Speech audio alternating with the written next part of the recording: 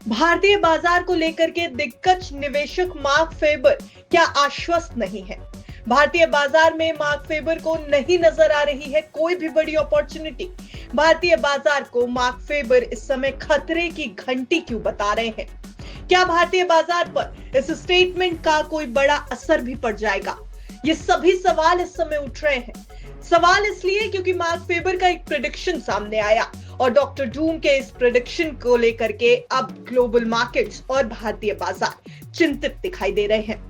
Mark favour, जिन्हें उनकी market prediction के लिए डॉक्टर डूम के रूप में जाना जाता है, उन्होंने भारतीय बाजार में खतरे की घंटी बजने की बात कही है और भारतीय रिटेल निवेशकों को वापसी के पहले संकेत पर ही बाहर निकलने की चेतावनी भी देती है।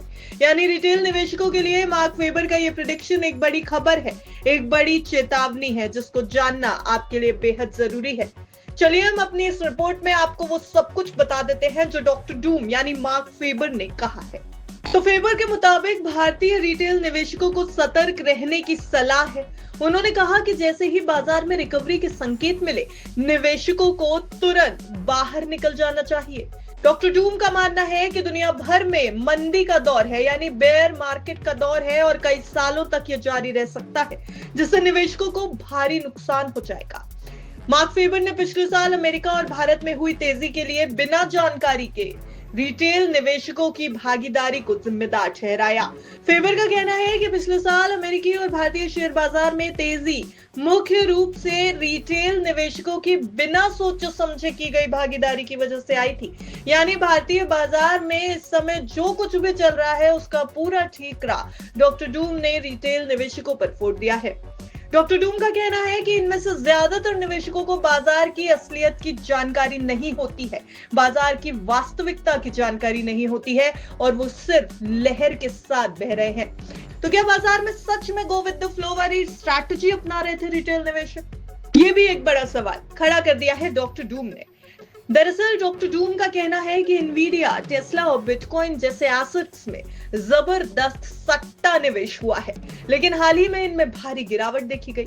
टेस्ला की बात करें तो पिछले एक महीने में 30% तक गिर चुका है।